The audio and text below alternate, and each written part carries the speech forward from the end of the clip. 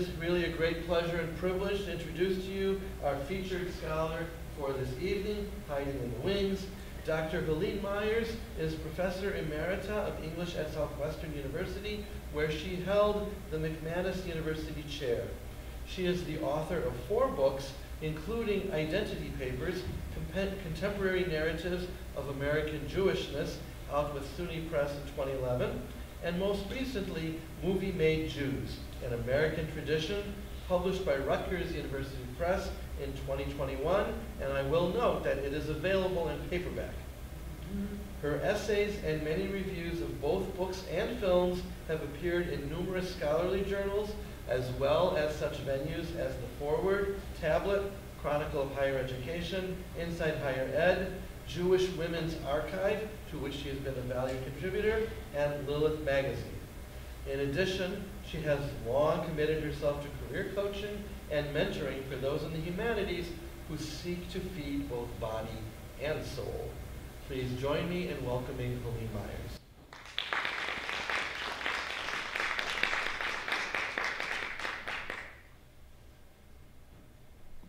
I am hiding for just a minute, and greetings. I am delighted to be here in Minneapolis to talk about my relatively recent book, Movie Made Jews, An American Tradition, and how film might be a resource to us in this very challenging moment. Before I begin my talk, I want to thank Dr. Natan Paradise and Marielle Coulter of the University of Minnesota's Jewish Studies Center for inviting me to participate in this community lecture series and for being such good organizers. I would also like to thank the JCC for hosting this event, and a particular shout out to those who are providing technological assistance as well as security tonight. Sadly, we are living in a moment when Jews in public cannot take their safety or their free speech for granted. Let me give you a thumbnail sketch of my talk tonight. I will begin by telling you a bit about the genesis of this book. Then I will talk about the multi-layered meaning of the term movie made Jews and why our rich American Jewish cinematic tradition often isn't recognized as such. In part because of the particularities of this moment, I'm then going to do a deep dive into a few films that are fundamentally about exposing and resisting anti-Semitism. Last, but certainly not least, I'll discuss a couple of films that focus our attention on alliance politics. If technology and the occupational hazard of tangents remain under control, I'll talk for roughly 40 minutes, and then we'll look forward to engaging with you during the Q&A session. Mark Levin, the director of the documentary Protocols of Zion, which I will talk about in greater detail in just a few minutes, has argued that film can be part of our creative arsenal against hate. In my research for Movie Made Jews, I found much evidence for his perspective, and it was very much on my mind as I was completing the writing of my book. Let me read you a short passage from the end of my introduction. I am finishing the writing of this book in 2020, and in an era marked by white supremacists chanting, "Jews will not replace us" in Charlottesville, congregants being gunned down for praying while Jewish in Pittsburgh and in Poway, California, visibly Jewish walkers being attacked on the streets of Brooklyn, and swastikas appearing all over the country. Both the research for Movie Made Jews and the teaching of American Jewish films in classrooms and in the community give me faith that film can be an antidote to hate and a creative arsenal that makes Jews and our allies through a myriad of images. Obviously, concerns about anti-Semitism have only increased since October 7th. So I would argue that Jewish cultural production and a firm grasp about the diversity of such production is more crucial than ever. So let me talk about the genesis of Movie Made Jews, small g, of course. One origin story is that Movie Made Jews grew out of my previous book, titled Identity Papers, Contemporary Narratives of American Jewishness. That book was largely focused on the American Jewish literary Renaissance, but I did sneak a few films in there. Boaz Yakin's A Price Above Rubies, a really interesting flick about Jewish women's spirituality, and Harvey Fierstein's Torch Song Trilogy, which is a classic queer Jewish film. If you haven't seen that one, you really need to do so ASAP, though I should warn you that the depiction of the Jewish mother there isn't pretty. Anyway, as I was finishing identity papers and I started to teach a course titled Real Jews, R-E-E-L, I realized that I had much more to say about American Jewish movies. And as I did some preliminary research for what ultimately became Movie Made Jews, I discovered that the American Jewish cinematic tradition is much richer and diverse than is generally recognized. So that's one story of how Movie Made Jews came into being. But there's another origin story as well. I like to think that I have a pretty good sense of humor, but I'm also a serious cultural nerd and always have been. When I was a young feminist critic coming into my own, I often found myself appalled and incensed by the representation of women in films. And on occasion, people I love and respect have responded to my ire with some version of, "Lighten up, it's only a movie." In some ways, Movie Made Jews is a very particularist refutation of those fighting words. I take culture seriously because it both reflects and shapes how we think about ourselves and how we think about others. So the basic premise of my book, that movies help to make Jews, is just one of the many reasons that those who say it's just a movie are woefully misguided. And I should say, I'm trying to be tactful and charitable here. When I'm not in a professional setting, words other than misguided come to mind and out of my Brooklyn potty mouth. It's not just a movie is one mantra that encouraged me to write this book. Movies Make Jews became another as I continued to research and write it. Honestly, when I first started this book, I was only paying attention to what was on screen. And of course, I think what appears on screen in the films I discuss is pretty great. Indeed, I really hope that the book provides a watch list for readers. As a writer, I want to show readers new ways to view films they already know well. I also want to introduce them to fabulous films that deserve to be much more widely known. However, as I started doing the research, I realized that the Jews that appeared on screen weren't the only Jews being made by these movies. Rather, directors and actors often talked about how making their Jewish movies impacted their own Jewish being and practice. To give you just a few examples, making The Protocols of Zion caused director Mark Levin to rejoin a synagogue after years of being unaffiliated.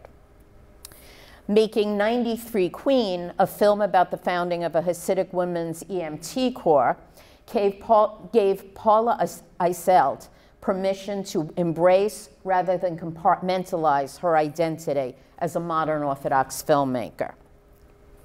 The actor Doris Roberts was thrilled to be part of Keeping Up with the Steins because she felt the film was a breath of fresh Jewish air.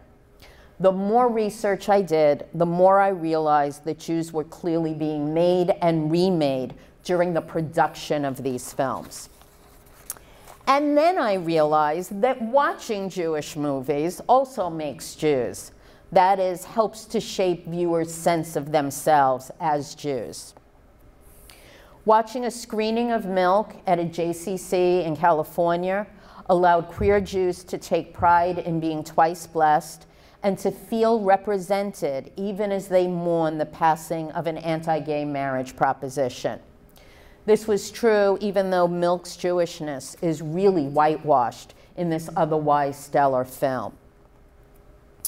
A Jewish feminist has her big mouth affirmed by Barbra Streisand. Likely applies to many of us in this room, certainly does to me. And for some Jews, an annual Jewish film festival is a powerful communal ritual akin to Passover or to Rosh Hashanah. So when I invoke movie-made Jews, I'm not only talking about the Jews on screen, but also those behind the scenes and those munching on popcorn in theaters or on their couches. Unanticipated research gold led directly to the production and reception angle of the book. Earlier in my talk, I indicated that the American Jewish cinematic tradition is much richer and diverse than is generally recognized. And I want to talk a bit about a central paradox of American Jewish film. Namely, it's hard to make explicitly Jewish movies, and yet there is a very rich and diverse tradition of American Jewish movies. Obviously, Jews have historically been associated with the movies. That association has sometimes led to anti-Semitic canards. Jews control Hollywood, and its corollary, Hollywood controls America. Sometimes there have been gymnastics to avoid reinforcing those ideas. So films espouse assimilation, Jewish actors change their names, and studios, directors, and producers are leery of films that are too Jewish, whatever that means. In other words, external anti-Semitism coming from the likes of Henry Ford and Mel Gibson can lead to internalized anti-Semitism or Jewish self-censorship, or simply not being all that interested in wrestling with Jewishness on screen.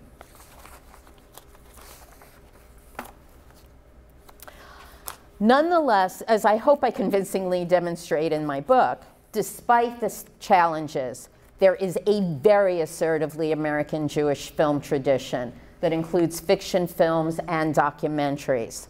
Think Barry Levinson's Avalon in Liberty Heights, Joan Micklin Silver's Crossing Delancey, John Turturro's Fading Gigolo, Yoav Potash's Crime Against Crime, Sandy Dubowski's Trembling Before God, and the Coen brothers' A Serious Man, to name just a few.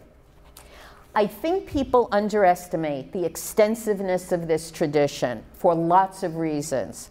A primary one being that we sometimes define Jewish movies too narrowly as only being about religious life. Also, some viewers can seem to see Jewish cultures and even Judaic rituals when they're right under their noses. I have a really smart colleague who does film studies, and she once told me that she never thought about the Coen brothers as Jewish. I was very polite, but I wanted to say, did you see the prologue in A Serious Man? What about the three rabbis, the bar mitzvah, and the anti-Semitic nightmare? By the way, I noted that in 2022, the Twin Cities Jewish Film Festival had a bar mitzvah celebration for A Serious Man, Yasha Koach. And yet then there are some films that are profoundly Jewish but don't get recognized as such, especially in the mainstream press. I was stunned and chagrined to discover that there's a long history of not using the J word in critical discussions of Crossing Delancey, Kissing Jessica Stein, and Zach Braff's Wish I Was Here. Whenever I run across the erroneous view that there isn't a substantive American Jewish cinematic tradition, I'm reminded of Barry Levinson's snark when folks didn't recognize Avalon as a movie about Jews. Do they have to wear yarmulkes in all the scenes? How many religious artifacts have to be in the film? I'm quoting Levinson there. Ultimately, the American Jewish film tradition is a pluralistic one in which just Jews reside alongside those who are traditionally and sometimes untraditionally observant. The elephant in all Jewish rooms these days is anti-Semitism. And now I want to turn my attention to a group of anti-Semitism films. True confession time. As a scholar and a Jewish viewer, I have a love-hate relationship with one of the most famous anti-Semitism movies, Gentleman's Agreement, 1947. Certainly, Gentleman's Agreement is among the most well-intentioned films in Hollywood history. Yet, as the saying goes, the road to hell, where according to Christian fundamentalists, Jews end up if we don't change our ways, is paved with good intentions. Gentleman's Agreement was a prototype for what's called the social problem film, a genre often disdained by film critics for being focused on individuals rather than systems, and for being earnest rather than ironic. Film scholar Sarah Kozloff challenges this bias in film studies by championing films that, and I quote, directly engage in a fight against political and social injustice and seek to emotionally engage the viewer in their fictions, the better to raise spectators' consciousness and inspire action. Such a defense of the social problem film seems not only appropriate, but perhaps even required for Gentleman's Agreement. This 1947 film aligned itself with the work of its protagonist, Phil Green, a Gentile journalist passing as a Jew, in order to blow the lid off genteel anti-Semitism. Gentleman's Agreement is based on the best-selling book by Laura Hobson, an American Jew who learned all about anti-Semitism as a co-ed at Cornell. Director Elia Kazan and producer Daryl Zanuck, both non-Jews, were the ones behind turning Hobson's American Jewish novel into the Oscar-winning film featuring such Hollywood heavyweights as Gregory Peck, Dorothy McGuire, and John Garfield. Although Gentleman's Agreement was conceived as a cinematic action to raise the consciousness of and unmake genteel anti-Semites, Jewish community leaders worried that anti-Semitism might have, Jewish community leaders worried that anti-Semitism films might have the opposite effect. In response to such concerns, studies were commissioned to determine the impact of such narratives. The results of those studies were encouraging. For most respondents, watching films such as Gentleman's Agreement and Crossfire reduced rather than increased anti-Semitic attitudes. Yet the furor over the making of Gentleman's Agreement and its potential reception reminds us that it's never just a movie, and we should not take anti-Semitism films for granted. Of course, 1947 was just 2 years after the end of World War II and the Holocaust. The latter is not mentioned explicitly in Gentleman's Agreement, but the marketing of the film demonstrates that the filmmakers were responsible in not conflating genteel discrimination with attempted genocide. The film's press kit made appropriate distinctions in its description of the plot. Phil finds prejudice cropping up fast, flicks here and there of insult that tap constantly on the nerves. No yellow armbands, no marked park benches, no Gestapo, no torture chambers, just a flick here and there, end quote. And I should say that these flicks we would probably today in the Academy call microaggressions. Actually, sometimes also macroaggressions.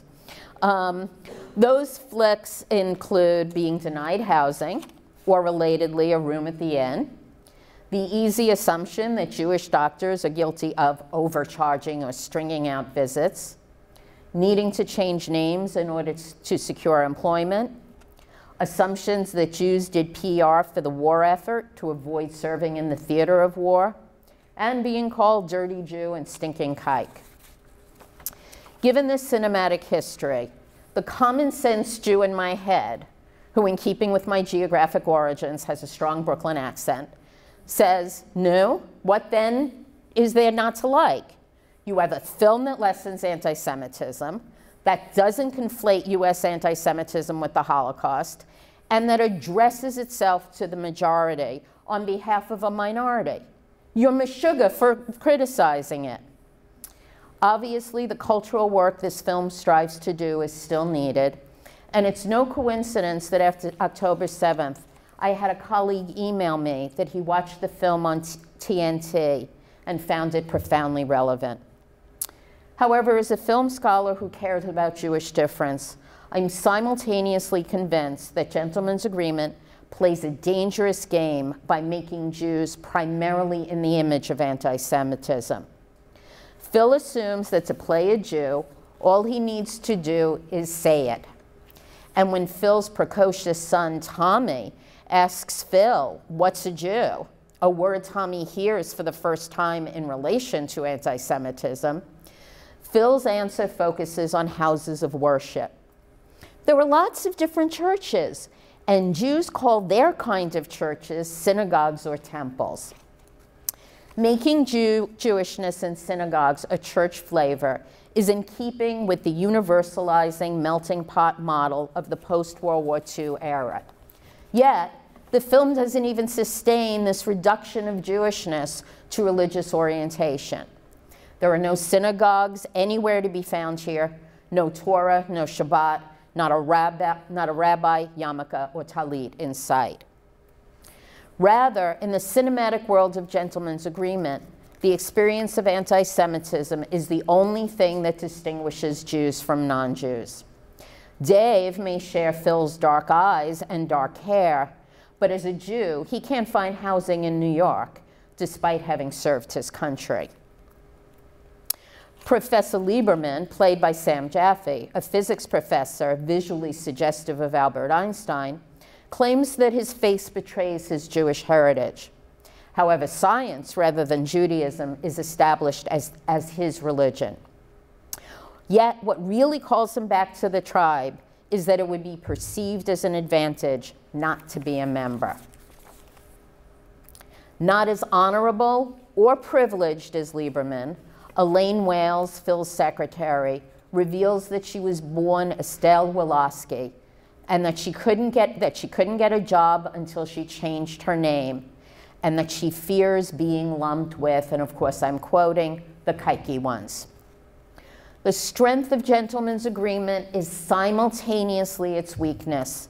It locates the Jewish question clearly in the Christian majority, but in doing so, it leaves no imaginative or on-screen room for living a Jewish life that includes anything beyond anti-Semitism. The social group becomes defined solely by the social problem, which is a well-intentioned but ultimately troubling way for movies to make Jews. School Ties has been dubbed the Gentleman's Agreement of the 1990s. It too is a passing narrative, but rather than featuring a righteous Gentile passing as a Jew to expose anti-Semitism, here we have a Jew striving to pass as a Gentile in order to transcend economic and educational disadvantages. Green, played by Brendan Fraser, has been recruited as a quarterback at St. Matthew's, an elite prep school that is willing to violate their anti-Semitic tradition and enroll a closeted Jew in order to rack up a winning season. Set in the 1950s, School Ties presents itself as a period piece. It's worth noting that although such Hollywood heavy hitters as Sherry Lansing and Dick Wolf were invested in the project, they had to contend with multiple rejections from every studio, and it took 9 years to make the movie. For Stanley Jaffe, former president of Paramount, the housing discrimination that attended his move from LA to New York in the late 1970s and early 1980s was the catalyst for his commitment to School Ties. And here I'm quoting, "I was looking for an apartment in New York, and 4 or 5 people began telling me about not getting the apartments they wanted for one reason: they were Jewish. The apartments were on the Upper East Side. I thought, why not do a film dealing with this subject in the same way Gentleman's Agreement did," end quote. As David Green's name suggests, he is a composite of Phil Green and David Goldman from Gentleman's Agreement. The shift from a Gentile to a Jewish protagonist in School Ties facilitates the inclusion of some Jewish content. As he is leaving Scranton by bus, a sign that his economic mobility has limits unimaginable to most of the St. Matthew's brood, his father urges him to fit in, but then tells him in Yiddish to go in good health. When a football game representing a historic rivalry falls on Rosh Hashanah, the Jewish ties that bind and David's school ties are at odds. His father commands David to show respect and get to temple, and David compromises. He plays and wins the game, and then prays in the chapel after hours. The shift from Gentile to Jew also enables the Jewish gaze to focus on the majority and find it wanting. The Christian-centeredness of St. Matthew's and its accompanying anti-Semitism is so normative that it need not speak its name. When David is eventually outed as a Jew, he is greeted with epithets: lying, backstabbing, kike, and heb, as well as a sign featuring a red swastika and the words, "Jew, go home." This private, privileged boys' club is no better than the anti-Semitic thugs that David fought on the streets of Scranton. The climax of the film focuses on a cheating scandal, an apt metaphor for the war between those trying at all costs to hang on to unearned privilege and those trying to work their way into the halls of power. The quarterback, whom David replaces, cheats on an exam. However, he accuses David of being the one guilty of academic dishonesty. Honor code tradition at St. Matthew's requires students to police themselves, and identity politics plays a seminal role in deliberations as the St. Matthew boys try to determine whether to dump one of their own for a dirty Jew. To add insult to ethnocentric injury, these future captains of industry will not vote openly. By secret ballot, they deliver their verdict that David is guilty. When David is told to turn himself in to the headmaster, he once again asserts his Jewish perspective on the status quo. "I'll honor your traditions, I'll go to the headmaster, and I'll lie." Belatedly, the truth is revealed, and the headmaster strives to save face by telling David, "You represent the best of what we hope for at St. Matthew's. Don't think about leaving." But David will have none of this revisionist gentleman's agreement. Rather, he revels in the fact that his presence will be a constant reminder of a system that is rotten to the core, and he likewise insists on naming the agreement that has really been struck. You use me for football, I'll use you to get into Harvard. David has remade himself into a Jew who speaks truth to Gentile power, even as he negotiates the double bind caused not by Jewish difference, but by anti-Semitism. The fiction film School Ties certainly reflected the real-life anti-Semitic experiences of Wolfe, Lansing, and Jaffe well beyond the 1950s setting of the movie. Just as importantly, the then young non-Jewish actors Matt Damon and Brendan Fraser also identified with the contents of School Ties. Making the film caused them to reflect on their own educational experiences and the challenges their Jewish classmates likely faced. In fact, there's a scene in the film where Damon hurls an anti-Semitic epithet at the Jewish protagonist. That epithet was ad-libbed by Damon, and he was horrified at how well his education prepared him to come up with such unscripted hatred. Clearly, making anti-Semitism films also plays a role in making Jewish allies. In this vein, I have to mention Ryan Gosling, who is not just Ken. In The Believer, Ryan Gosling plays a Jewish neo-Nazi based on a true story. I kid you not. Gosling tells a story about entering a Hasidic-owned camera store with the shaved head and hate tattoo that he sported while making the film. Initially, he didn't understand why everyone in the room was so nervous. And then it hit him that he was profoundly ignorant and that anti-Semitism was not a thing of the past, but rather a clear and present danger for many. Ryan Gosling's realization that anti-Semitism is still an issue is foundational to Mark Levin's documentary Protocols of Zion, 2005, described by one critic as a peripatetic meditation on anti-Semitism. This film about the resurgence of Jew hatred after 9/11 began in a New York taxi cab. The driver, Egyptian-born and obviously well-educated, offered what he considered a well-known fact: no Jews died in the World Trade Center bombing. When Levin challenged this assertion, the driver invoked the protocols, a conspiracy theory authored by the Russian Tsar's secret police, but falsely attributed to Jews supposedly dedicated to world domination. Levin was astonished and troubled that anyone could take this comic book seriously. Consequently, he embarked on a journey to employ a gonzo kind of dialogue with those who believe in the book and come out and end the film on the 3rd anniversary of 9/11. Accompanied by his father, Al Levin, Mark Levin films bracing encounters with a street vendor who is sold out of copies of the popular protocols, as well as with youths on the street who find evidence for Jewish control everywhere they look.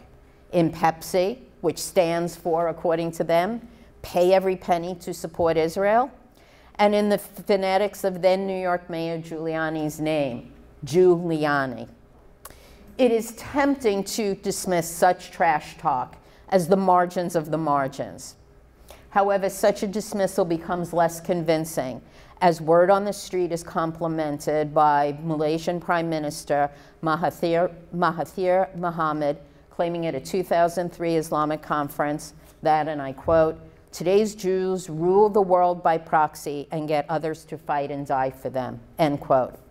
By scenes from a popular Egyptian TV miniseries that perpetuates the blood libel by representing Jews slitting the throat of a child for Passover matzahs, by interviews with leaders of such US-based hate groups as Jew Watch and the National Alliance, as well as by Levin's openly emotional viewing of the beheading of journalist Daniel Pearl, who was forced to declare himself a Jew prior to his on-screen execution, and by the advent of Mel Gibson's The Passion of the Christ.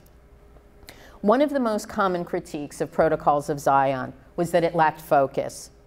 However, I argue that the film's supposed lack of focus is actually a really smart reflection of the chameleon-like nature of anti-Semitism, which became even more evident and worrying in the Trump era, and now post-October 7th is a full-blown epidemic. Given Levin's cinematic chutzpah, he does not shy away from the elephant in the room of anti-Semitism, the endless cycle of violence between the Israelis and Palestinians, as he terms it in a voiceover.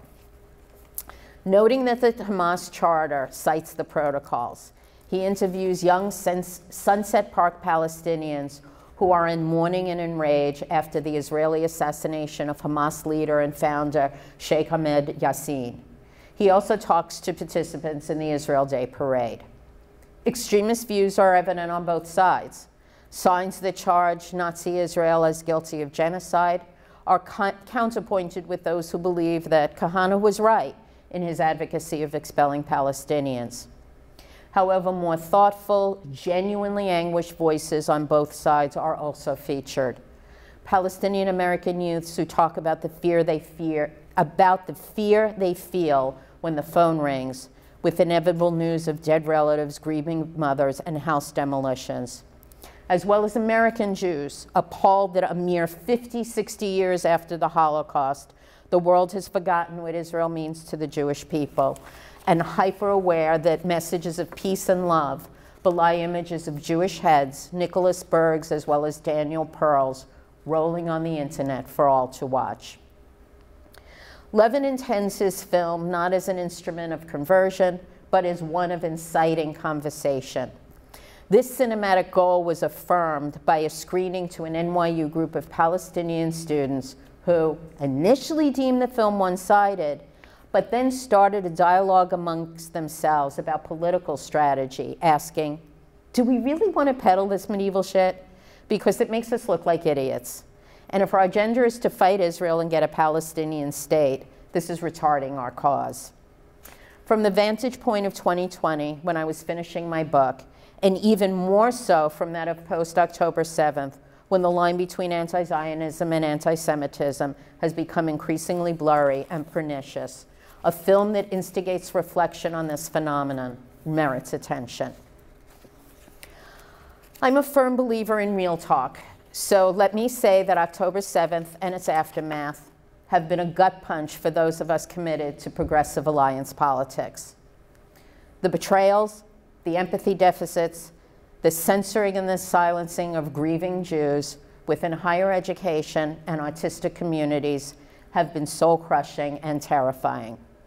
I get that in my head and in my kishkas. But my head and my kishkas simultaneously tell me that this is the very moment when we need alliance narratives, or even alliance moments, to help us imagine something different, to do the work of repairing this very broken world.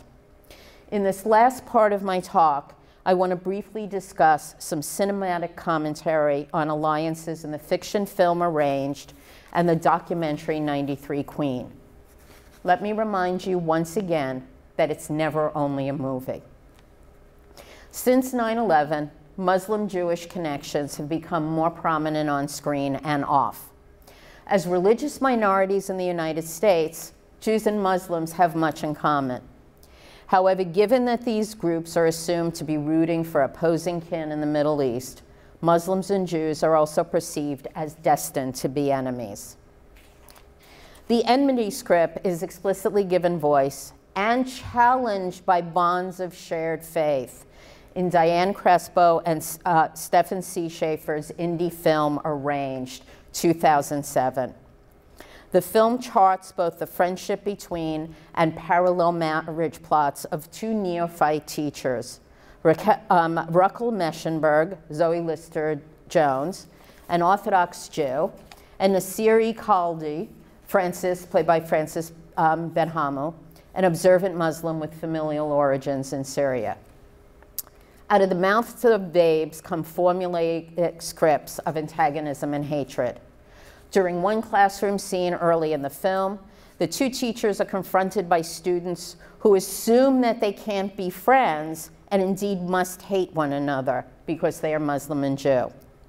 One has, "I heard that Muslims want to kill all the Jews," and another confirms that rumor. "I heard that too. The Muslims want to push Israel back into the ocean." When Nasira attempts to explain the diversity of the Jewish community, the students shift into a numbers game. When one asks, "So how many of them want to kill the Jews?" another one assumes the role of chorus. "Yeah, so how many?"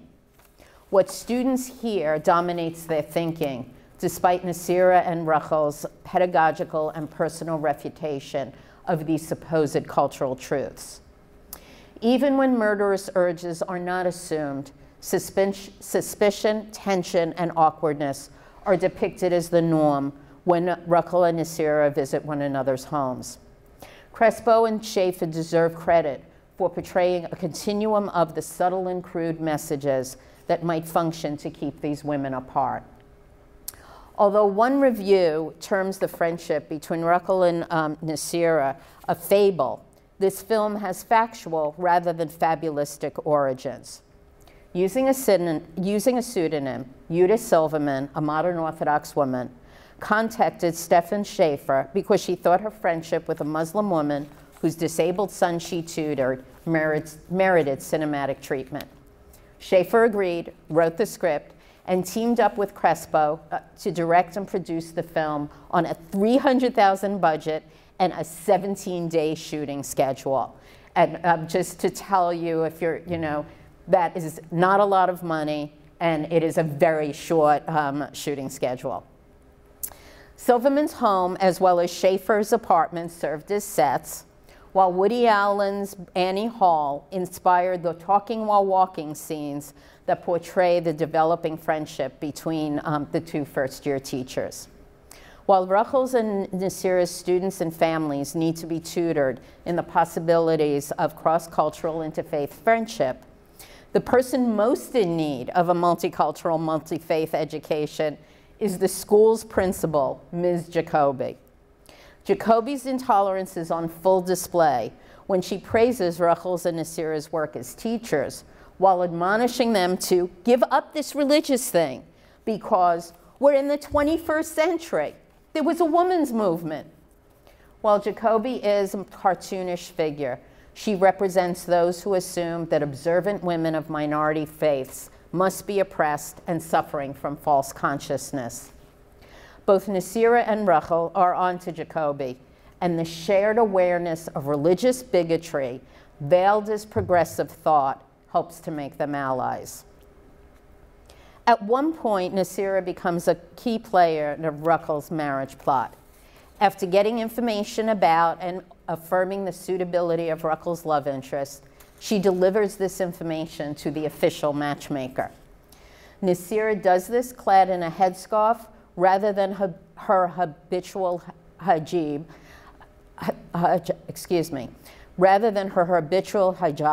and is assumed to be a Sephardic Jew, an indicator of the close doubling of the observant Muslim and Jew.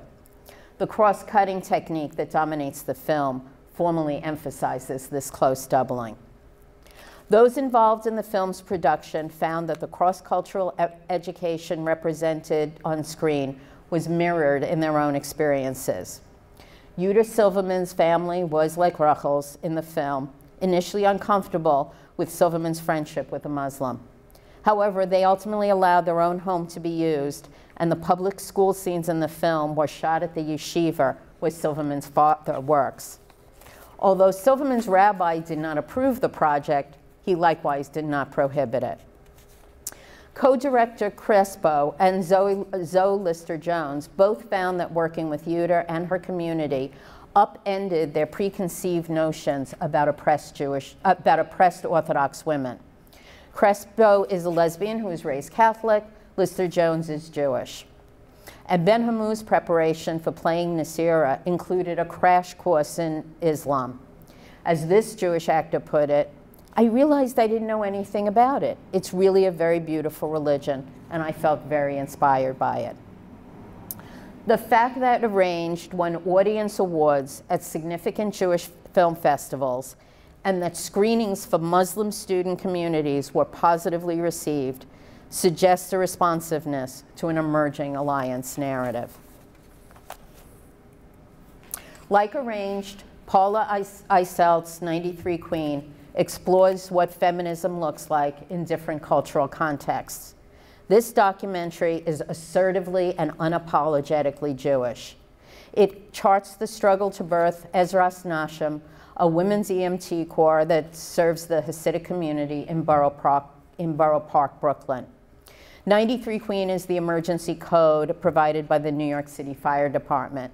The name Ezras Nashim translates as Women Helping Women, and also refers to the women's section of traditional synagogues that are segregated by gender.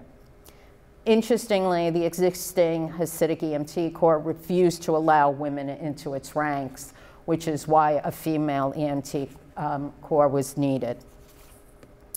Led by Rachel Ruki Fryer, an attorney and the first Hasidic woman elected as a public official. She became a civil court judge in 2016.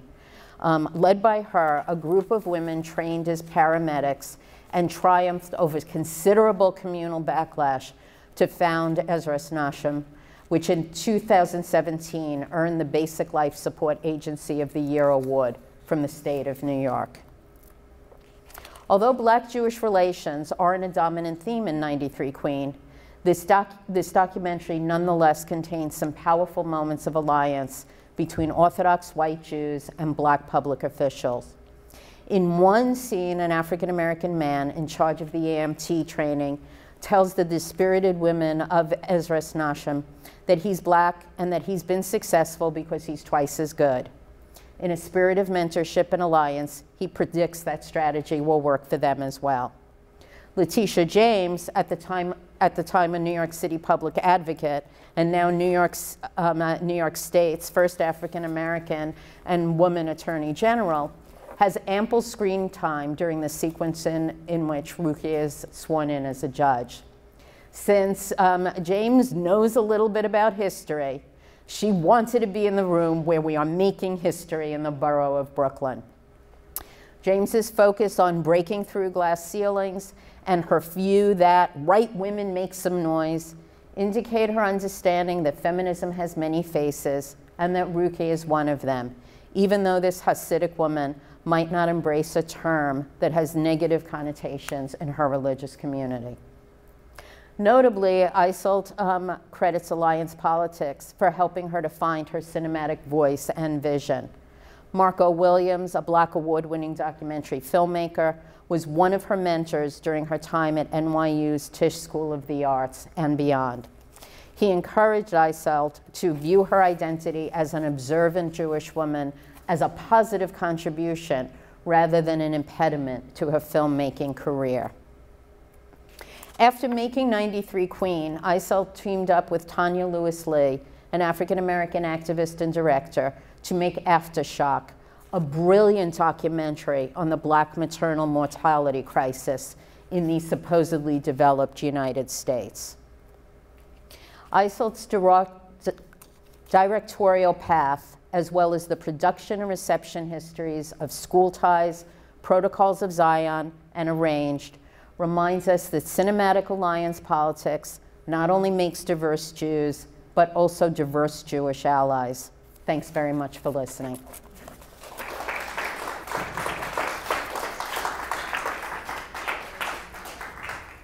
Thank you so much. So the floor is open to you for questions.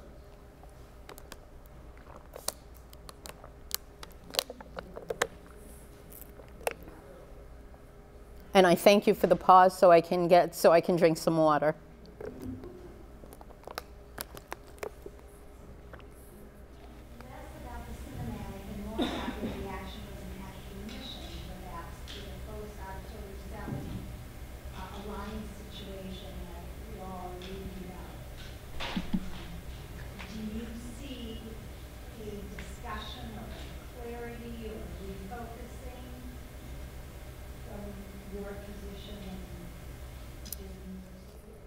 Okay, well, as Natan mentioned, I am emerita, which means that I am retired from my institution. As should be very obvious, I am not retired from the work I love, and I am still actively doing a lot of work on Jewish literature and Jewish film. So I can't. And what I would say is, honestly, my position at my university, I need to think about my response to this, given that it is that this is being filmed. There were challenges well before October 7th. Let me put it that way. What I would say is I've been keeping up with higher ed news, and I probably have more of a sense at, nationally than I have at my former institution. And what I would say is that I think what's happening on campuses is often very bad, and a lack of Jewish literacy as part of general education has set the conditions for what we are seeing in some places. However, I would say that I think a lot of certainly Jewish studies professionals and Jewish studies faculty, as well as some allies, are doing heroic work to try to stem the anti-Semitic epidemic, and I think it is an epidemic, and encourage education and civil disagreement and free speech. So I see a lot of very bad behavior, and I see a lot of heroic work. I hope that answers your question. In the early years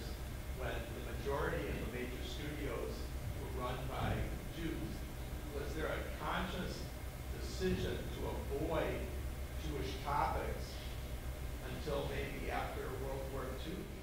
Yes, yes, and it's really interesting. There's I focus more on more contemporary American Jewish film. But what I would say is there is a huge scholarly debate whether whether the studio heads, who are overwhelmingly Jewish, as you know, whether this was internalized anti-Semitism or was strategies for dealing with an anti-Semitic culture and the production codes which made any sort of critique of Nazi Germany taboo, where they were some of the studio heads were threatened that if they did any pro-Jewish work, they would end up causing anti-Semitism in isolationist America.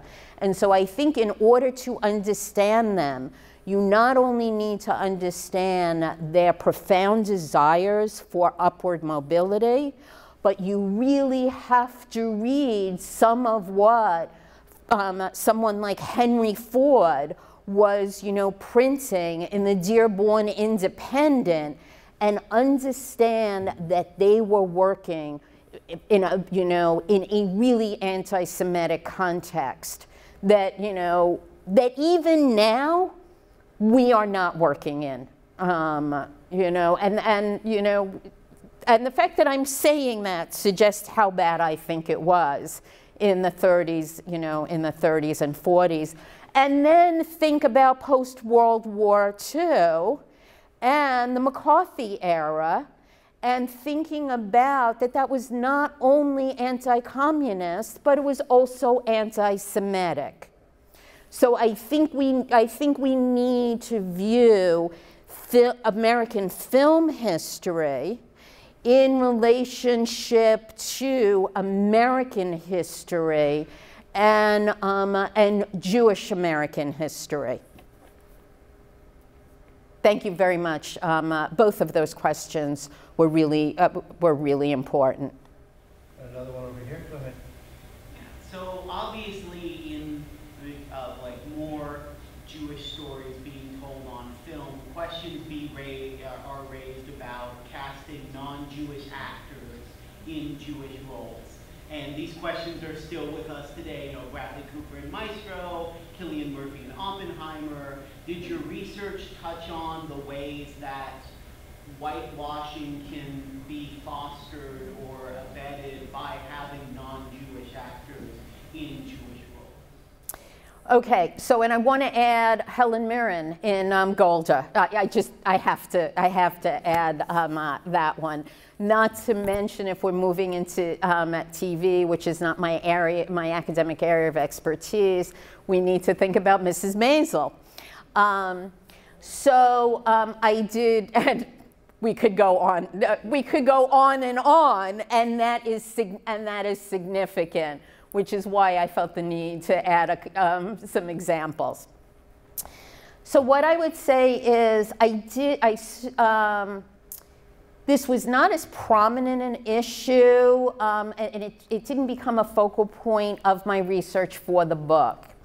As you might imagine, I have been thinking about and talking about and been asked about it a lot.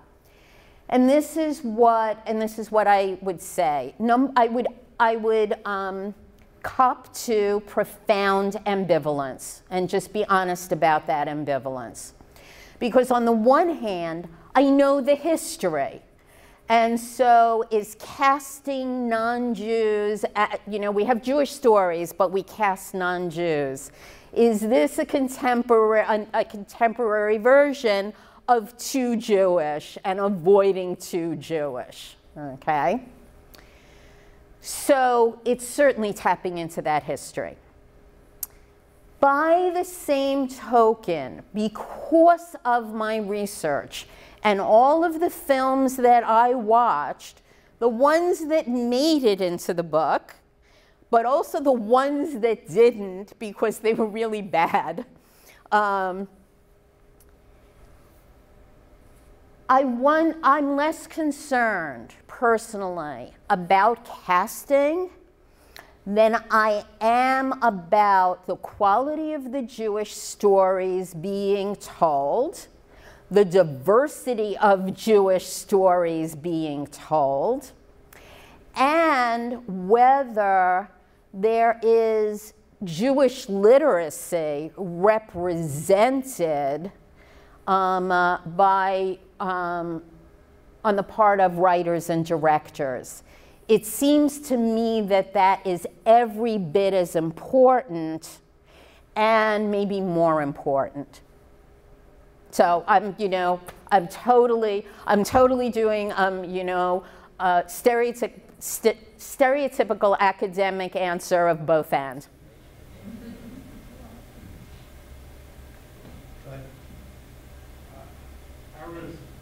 I hope I'm getting this right, but the film about Leonard Bernstein, and there was a controversy about his nose, so the actor who played the nose. Yes. Yes, and there was there was also controversy for Golder as well, for Helen Mirren. Yes. And what's your reaction to that criticism?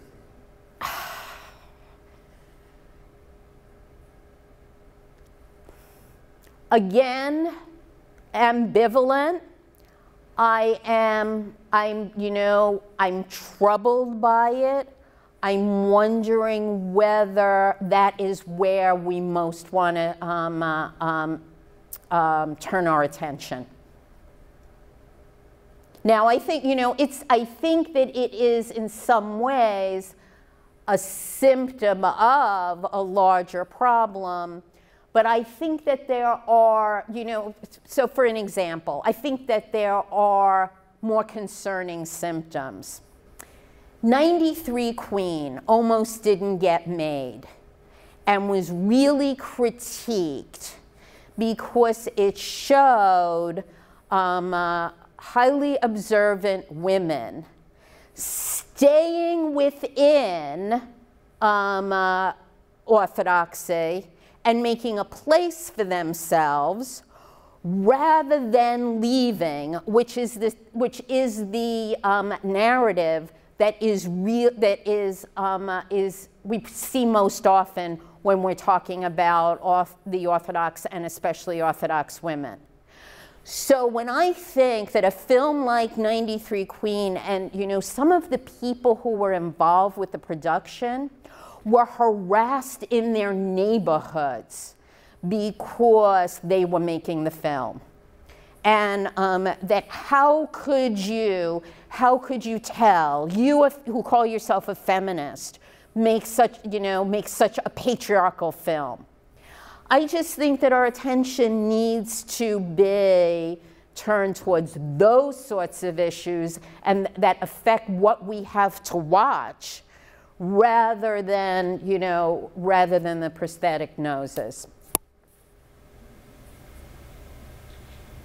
So, with regard to those issues of representation not being always heard the way it's intended, in the anti-Semitism films, they always take a risk that in putting anti-Semitism on stage and giving it voice, that what they think they're critiquing ends up getting established and validated. What is your sense of how the producers and the writers and the actors navigated that challenge? I think most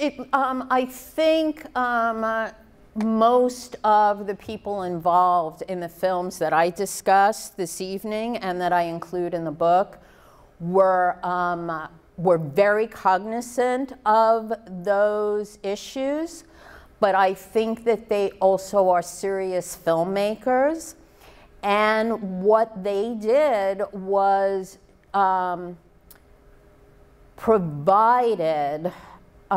showed a dialogue on screen and tried to continue that dialogue off screen. And so for example, I would, I want to go back to Protocols of Zion for a moment. I already talked about the NYU students. I want to let you know that there was a showing of Protocols of Zion in Chicago to a group of school children.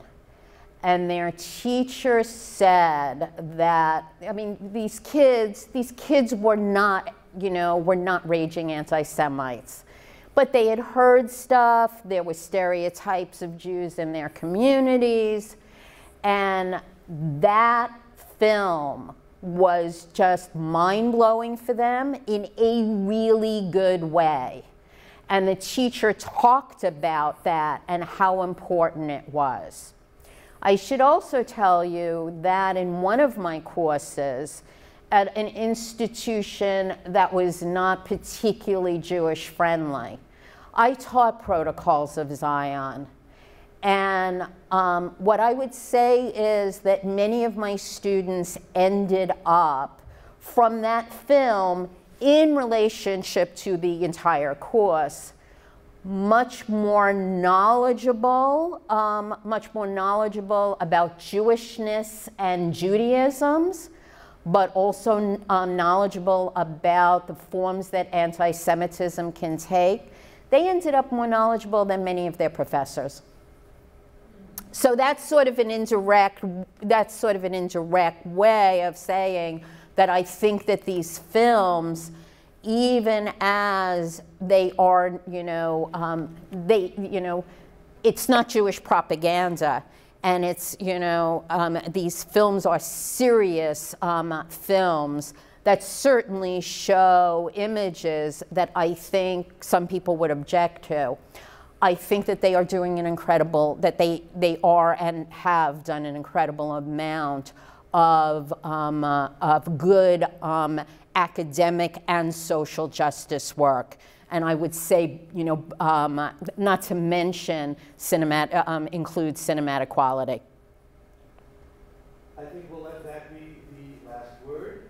Thanks to all of you for coming and for your excellent questions. And thank you, Dr. Myers, for a very stimulating. Thank you.